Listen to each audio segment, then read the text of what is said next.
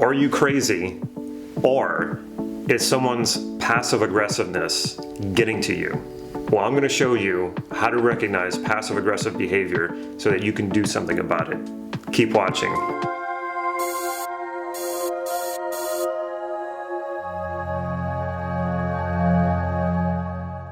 This is Life Mastery Gym. I'm Damon Cart, and I teach people just like you cutting edge processes and techniques so that you can live a more fulfilling life and take charge of your destiny. So if that sounds good, please click subscribe to this YouTube channel so you can get these videos on a regular basis. I've been practicing and teaching neurolinguistic programming for years, which deals a lot with psychology and human behavior.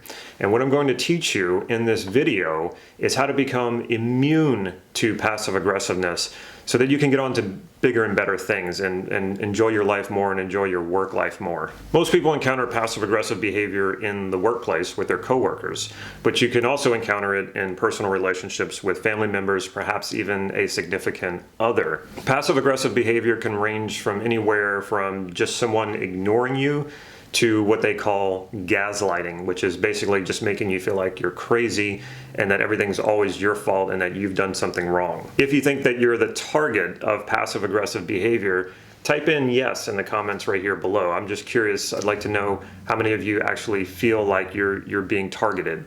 The first step is to recognize passive aggressive behavior, and this can be rather tricky because of the passive part of it. Because it's passive, a lot of times you start experiencing these negative feelings towards someone, even anger or pain or hurt, and you don't really understand why. Just when you're in their presence, you feel this way, and you might even feel bad on top of it because you don't know why you feel this way. You don't know of any specific behavior that they've done that has triggered this feeling inside of you. One of the ways to recognize passive aggressive behavior is to notice that feeling first of all.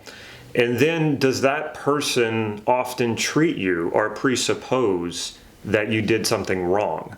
And not only that, they take on the tone as if they're willing to tolerate you, they're willing to forgive you, they're willing to allow you to make it up to them, even though you're not even sure what you did wrong. This is very typical of someone who's being passive aggressive toward you. So check in with those feelings. Are you feeling these negative feelings towards someone and you're not sure why because you can't narrow or specify what they did wrong to you, but you just feel this way around them? And then secondly, are they taking on that tone of you're always screwing it up and they will allow you to make it up to them, like they're taking some sort of high road by dealing with you? What can be so powerful about presuppositions is that it can feel like this conclusion has already been made. You did wrong, and they've jumped forward to the point where they're already talking about forgiving you. It's sort of imposed on you. And it's sort of like everyone's mind has already been made up about this. It's already been accepted. This is a fact. And this leads me to the second part of this, is being aware of the frame that that person who's acting passive aggressively is imposing on you. Now, what do I mean by frame? In NLP, we use the idea of framing and reframing because all of reality is perception. So how is that reality being perceived? We do this in frames. It's a very useful way to look at things because if you can understand how what the frame is of the perception, then you can reframe it. And that goes for your own perception or influencing the perception of others. So when people are being passive aggressive, especially if they're really good at it, what they're trying to do is they're trying to impose their frame onto you. Now, you might just be thinking, well, I just won't accept their frame. This is the hard part because most of the time this is unconscious. Like I said, it's presupposed. So if somebody is imposing their frame on you and you don't realize it, because it's unconscious, you will naturally sort of slip into it and accept it as this reality is true when it's not. And when you realize that that's what is happening, then you can reject it. You can say, no, I'm not going to step into that frame. I'm not going to try to defend something when I haven't done anything wrong. And that's a lot of times what passive aggressive people will try to get you to do is go on the defensive. And when you go on the defensive, then you're defending from a place of, it's like they've already dug the hole for you and you're in the hole and you're like, wait a minute, I didn't really do anything wrong, but I'm still defending myself, or I'm still denying something, which makes you look wrong. Basically, in any situation, whether it's a negotiation, a sales situation, or a leader and their followers, the person with the strongest frame in whatever the interaction is it will usually win, and they'll get whatever they want. And they're especially powerful at doing this if people aren't even conscious of the frame that's being imposed on them. I'm not suggesting that you should never reflect upon yourself to think about whether or not you actually might have done something wrong. You might have harmed somebody. That happens sometimes when we are not aware of it. So if you are feeling that and you're wondering if you actually did something wrong, that's a good time to do some self-reflection. Don't accept the frame that the person is imposing on you, but take a minute to step back and ask yourself, did you really do anything wrong here? And sometimes we do, and we didn't mean to. It just might have come out that way. It also helps to get a second opinion of someone who you trust, especially someone who might know that person who's being passive-aggressive against you, because they might be recognizing this. It's a lot easier for other people to recognize it when they're not in the situation. So get a second opinion. And if you've done something wrong, of course, apologize for it. But if you're not sure if you did, and someone seems to be imposing that on you, this might be one of those times that somebody's being passive-aggressive, so just don't accept it right away. Take some time with it, sit with it, and really examine whether or not you did violate one of your own values here. So here's the good part. When you recognize that this is happening, and you reject the frame, and you don't accept the frame that they're imposing on you, the person who's being passive-aggressive is stuck. But hold on, we're not done yet. The next part of this is to do what we call go second position with the person. This is when you associate into someone else. This is how we cultivate sympathy and empathy, is experience the world as they do from their perception as best that we can. And what you want to do when you do that is you want to try to understand what the positive intent of this person's passive-aggressive behavior is. Now, I know that sounds really counterintuitive, and you could think, well, there's nothing positive about this. And you're right, there's nothing positive about the behavior, but at its core, underneath it all, there is a positive intent. And in NLP, we say that all behavior has a positive intent at its origin. So what you want to do is you want to go to the positive intent. What might be the positive intent of this person acting passive-aggressively toward you?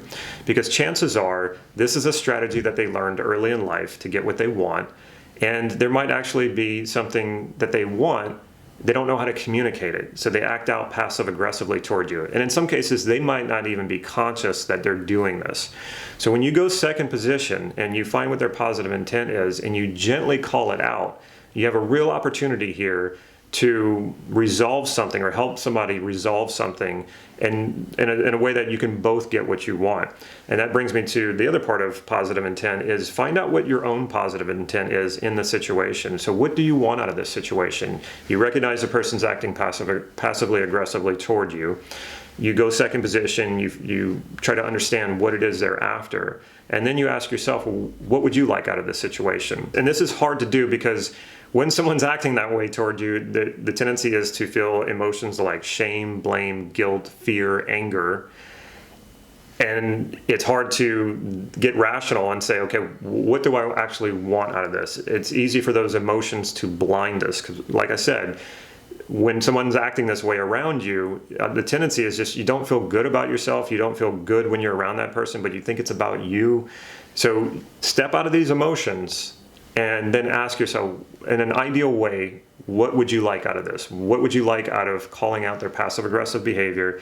Beyond that, what do you want out of the situation? It doesn't mean you're actually going to get it, but at least it gives you a vision of something to look forward to or a target to go after. When you know your positive intent in the situation, this will help ground you so you don't act out from the emotion. So you can act in a way that's really going to help the situation, help you or help the situation. When you're able to do this, you might actually turn an enemy into a friend. It's not going to always work that way, but that actually might happen, which is much better than what the situation was before. If you understand each other better, it's likely to work out better for both of you.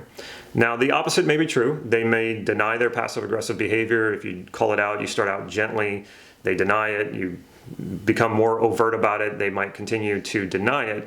But here's I guess the next best solution to this problem is that once they're aware that you know, they're going to stay away from you. And the reason for that is they're being passive about it because they're afraid of being exposed. They're afraid of being overtly aggressive. So they do it in a passive way. And if you know it now, then it looks overt to you, and they know that. So you've called them out. So they're gonna stay away from you. You're not gonna have to worry about this person coming into contact with you, because now they're afraid that you're going to expose them. So now you know their number, you know their tricks, they know that, so they're likely to stay away from you now. And now you've gotten better control over your frame and better control over your behavior. And really the truth is your behavior is all that you have control over anyway. Sometimes out of emotion, we get upset and we want to somehow control the other person's behavior. Don't do that. Don't step into that trap.